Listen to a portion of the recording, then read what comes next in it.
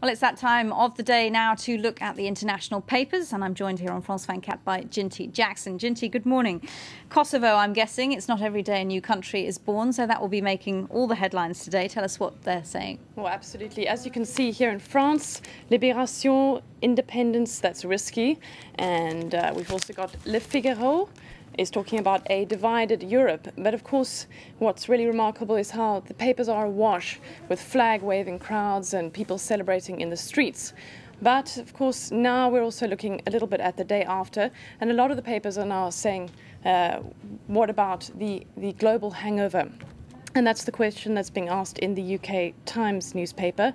The headline there, the party was in Kosovo, but the hangover will be global. The paper says no Muslim country in the world is as pro-West as Kosovo Albanians are right now. And they're especially grateful, of course, to Germany, Britain and the US. And there's a lot of pictures of people waving US flags and so on. But these are exactly the same countries who will now have to deal with the global hangover. The paper means by that Russia is, of course, angry, and that the fight that's going to be going on in the UN Security Council isn't going to be simple, and it could drag on. Talking of Russia, they've declared this bid for independence null and void, as we've heard. And how is this news being covered in the Russian papers then? Well, I've had a look at one paper, the Moscow Times, and this article really focuses on what Russia's been saying all along. This will set a precedent. Other countries are going to follow suit. And it quotes former Soviet regions like South Ossetia, saying they'll also now press for international recognition. Why not them too, kind of idea. And of course, another country that isn't pleased, to put it mildly, is Serbia. We've got two headlines there. One is from the paper Blick, and that headline translates as Kosovo kidnapped. Another that translates as occupation.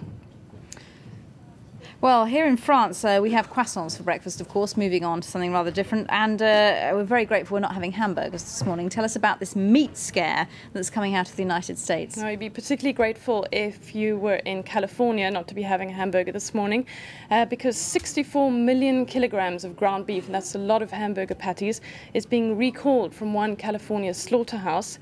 That's after the Humane Society released an undercover video. It's rather nasty stuff. It shows workers prodding sick cows, or what looks like sick cows, and using electric shocks to force them to walk. So that's prompted concerns that this meat could be diseased, carrying mad cow disease and so on. But the Department of Agriculture says no, there's no risk really. The animals had already passed pre-slaughter inspection. There is a kicker though. Most of that meat has already been eaten. Yikes. Well, we haven't got infected hamburgers as far as we know here in France, but supermarket cashiers are still up in arms. Why is that? They're still up in arms, although a strike by cashiers in Marseille has ended rather successfully, with the management coughing up a little more in terms of pay and better working hours. But it's highlighted hard conditions under which the largely female workforce do work. One cashier called Linda tells her story to the paper. She only gets €950 a month, and she works long hours. She says she has no salary left over after she's paid her petrol money. And she says even the bonus she gets at Christmas, she gets it in store vouchers. That's a bit rough. Well, very briefly, Jinty, sharks aren't everybody's best friend, but why should we be loving them today? Well, I just wanted to show you my photo of the day, and this guy is a scalloped hammerhead shark. Scientists do say that before the end of the year, he might be on the endangered list. Well, right.